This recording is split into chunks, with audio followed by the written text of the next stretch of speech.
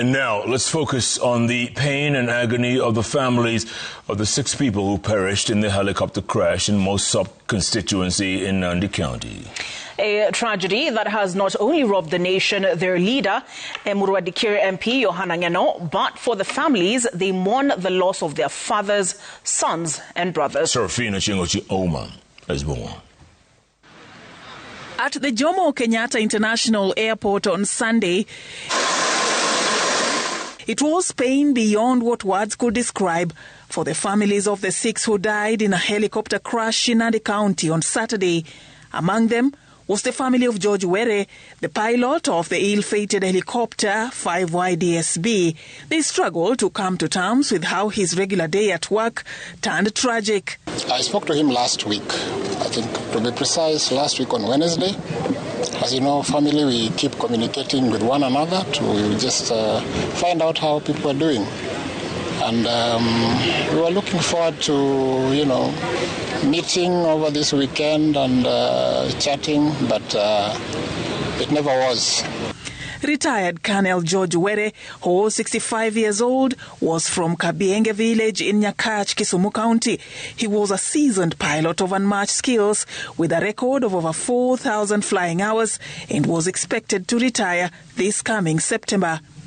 He had been flying as a fighter pilot with the 5th Air Cavalry for very many years, since 1985.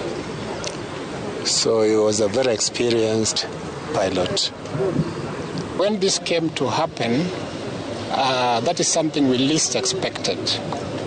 Because in his career as a pilot, he has never had an air accident.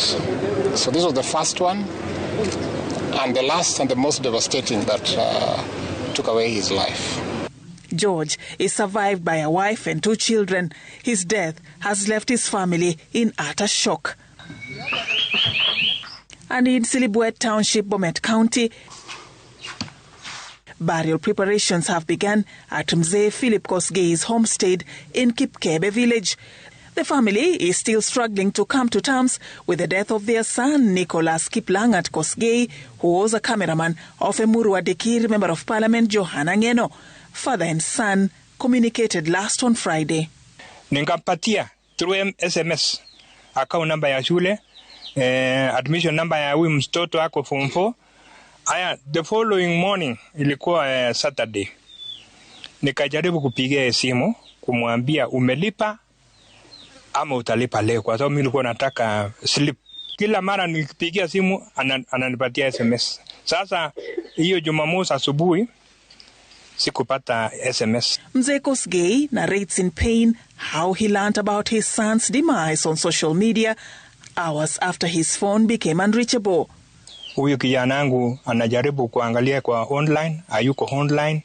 Mimi nikaingia kwa WhatsApp kujaribu kutuma, mimi inaenda inaweka tick, lakini sio ile ya kawaida. Basi nikaanza sasa kustuka kidogo. Mama pia kastuka. Kosgey studied journalism and mass communication at Maseno University and worked for various media houses in Kenya before he joined the communications team of Bomet County government and would later join Ngeno's team as a cameraman. His family says death has robbed them their only source of hope. Mimi nilikuwa naongoja kwa sababu aliamua mwaka huu kusomesha huyu msichana. Alisema usiendelee kusomesha, nitasomesha, lakini shamba nitakuja nunulia wewe. The bodies of the deceased were taken to Lee Funeral Home as burial arrangements continue. Safina Chengoma, Citizen TV.